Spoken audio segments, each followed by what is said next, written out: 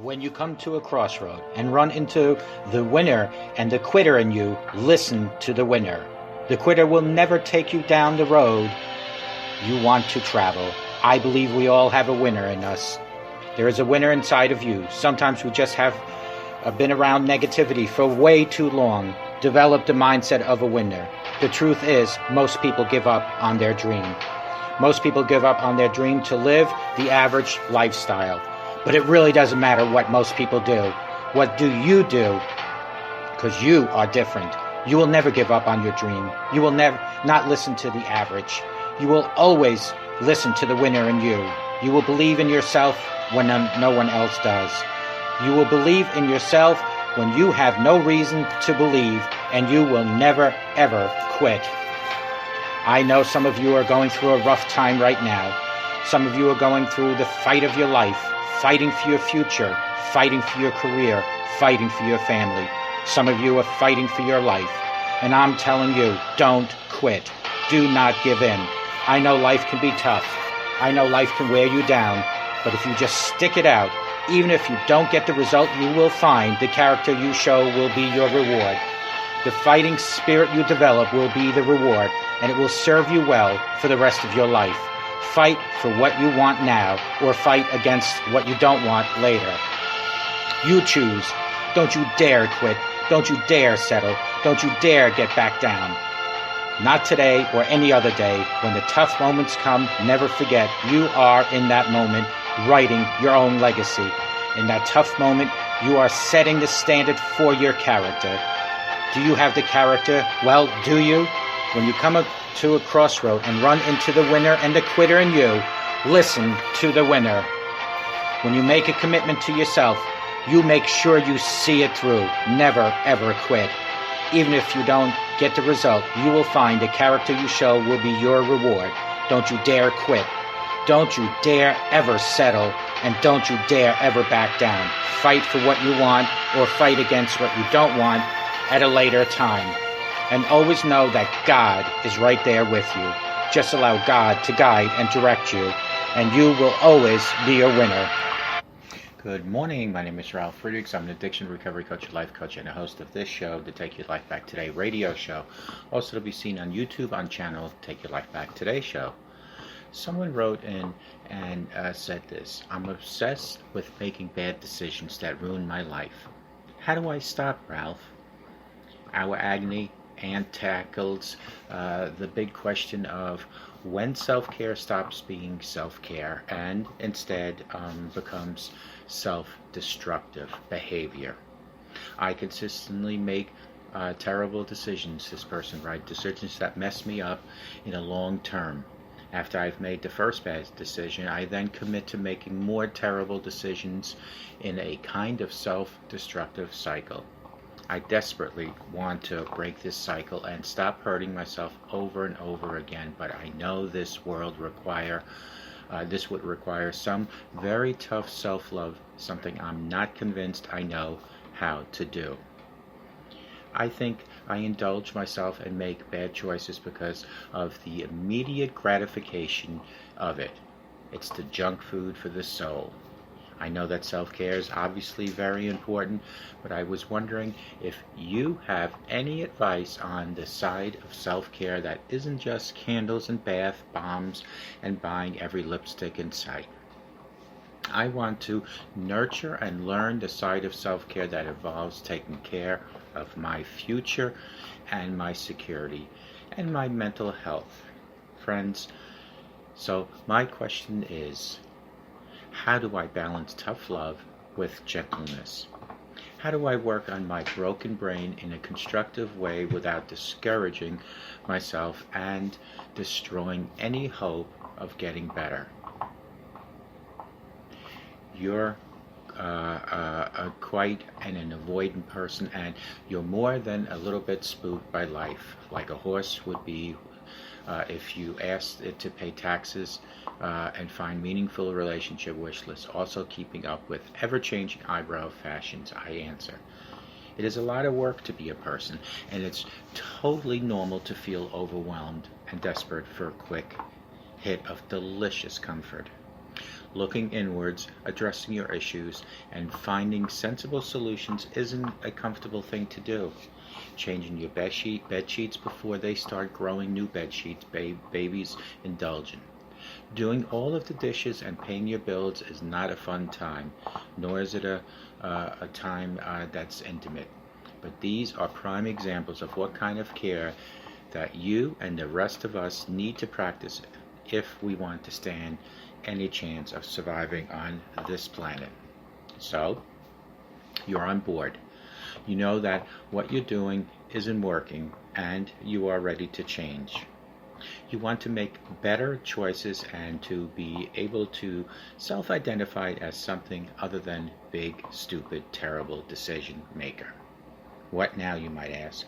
Well, to really move forward, you'll have to learn where to draw the line between what counts as you taking care of yourself and what is avoidance. Contrary to what a lot of women's magazines would have us believe, self-care at its best and most effective is often miles away from online shopping and giving yourself a homemade facial with an ostrich egg and a half a banana. I know this as well as any person that has screwed up, who's in the process of recovery, that's stopping and changing course partway through a spree of screwing up is a very, very hard thing to do. It will involve a lot of work. Honestly, if I hadn't done it myself, then I'm sure I'd still be convinced it wasn't possible. But I did do it, and you'll do it. Because life is better when you feel in control, when you back your own actions and don't feel ashamed. Start small. Make a list of things that you would like to start doing each and every day. This might be 15 minutes of mindfulness, eating a good portion of fruit and vegetables, writing in a journal, always remembering to take your medication. Put the list somewhere you can see it every single morning. Keep it tucked in your diary or have it saved on your phone. Give yourself a few weeks to start doing these things and see whether anything ever changes. Then consider what you'd like to take out of your life. Because you can have all of the fresh fruity produce in the world, but you still can't make a decision, make a delicious smoothie when some of your ingredients are literally bad. I think it was Oscar Wilde who said that. Identify the poop and then start eating from the big brother house of your life. If drinking or drug use brings you more pain than enjoyment, take a good hard look at that habit. If people around you are invested in keeping you in a state of inaction and avoidance, consider whether you might need to pull away. If you find that your anxiety is dragging you backwards, make a doctor's appointment today and let them know. Friends, when you spend your rent money on shoes, that isn't self-care, that is self-destructive. This is where the candles and the bath bombs come in. I bet you thought I'd thrown them out. No, ma'am.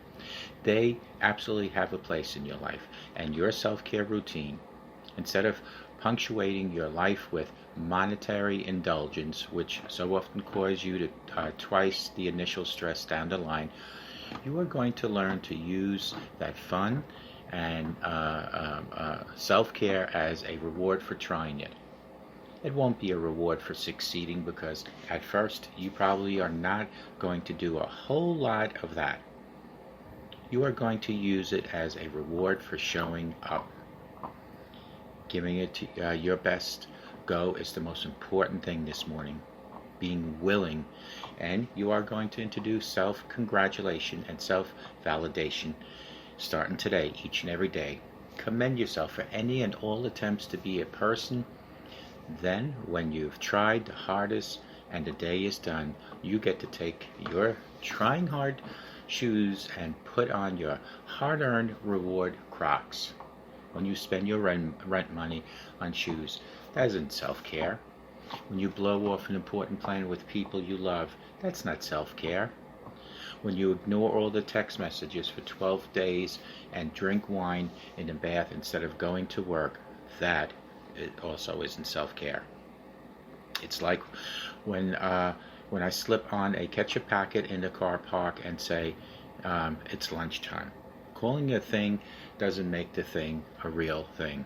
Can you imagine having lunch by eating ketchup packets? With practice, all of this will get easier. At the beginning, you will absolutely feel like a nasty sandstorm, uncomfortable and out of your depth. So don't forget to reward yourself for completing each and every task you set forward to do.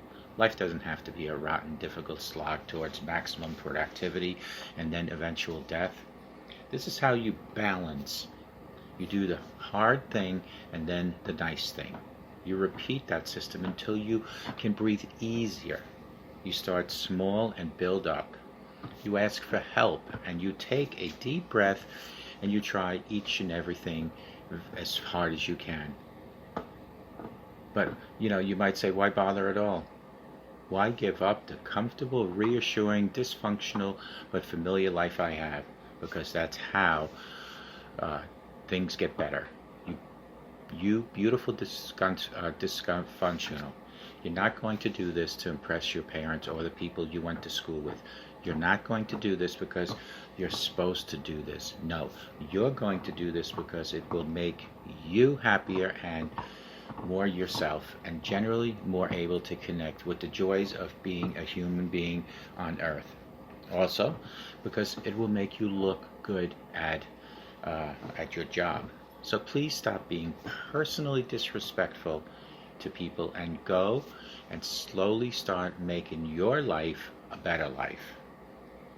I hope to God you settle for this response, and I wish you nothing but the best of luck, and may God bless you. And call me at 844-405-HELP.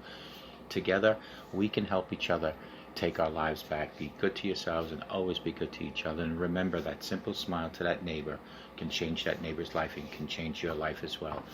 Write to me if you have any other questions. I hope you change your life starting today. Take self-care, very important in your life, and may God bless each and every one of you, and take good care.